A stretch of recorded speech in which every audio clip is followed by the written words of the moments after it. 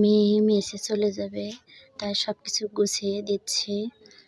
বেগুন, ফুলকপি, সব কিছু কাঁচা তরকারি আর বাবা বাজার থেকে নিয়ে এসে তলে চাল দিয়েছি। 5 কেজি মতো চাল দিয়েছি। ও চেড়ে নিয়ে যেতে পারবে না, বাস থেকে নেমে ও চাড়তে পারে না বস্তা, তাই অল্প করেই দিলাম। আবার ওর বাবা যখন যাবে তখন আবার দেব। সব কিছু কাঁচা তরকারি সব কিছু বস্তার মধ্যে ভরে দিচ্ছি। পাতাকপি অর্ধেক দিলাম, পাতাকপিটাও অনেক বড়, তাই কেটে দিয়েছি। ও নষ্ট করে দেবে, নিজে রান্না করে খাই, তাই জন্য বাড়ি থেকে সব কিছু দিতে হয়।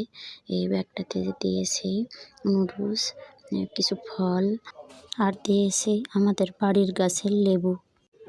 মেয়ের কলেজ, প্রাইভেট সব কিছু শীতের জন্য ছুটি দিয়েছিল, তাই বাড়িতে এসেছিল 1 সপ্তাহের জন্য। আর্য অনেক খুশি হয়েছিল ওর মাসিমণিকে পেয়ে। এখন চলে যাবে, তো অনেক খারাপ লাগছে। আবার যখন রোজার ছুটি পড়বে ঈদের, তখন আসতে পারবে। ওই তো যাচ্ছে ওর ভাই আর ওর বাবা, আর আর্য যাচ্ছে সাথে। আর্য বলছে আমিও যাব, অনেক জেদ ধরেছিল, তাই আর্যকে ওর দাদুর সাথে নিয়ে গেল। আর্য ওর মাসিমণিকে রেখে এসে বাড়িতে অনেক কান্না করছিল, বলছে মাসিমণি চলে গেছে, কেন চলে গেল। তারপর ওকে আমি কোলে নিয়েও থামাতে পারছিলাম না, অনেক কান্নাকাটি করছিল। কান্না করতে করতে তারপর ঘুমিয়ে পড়ল।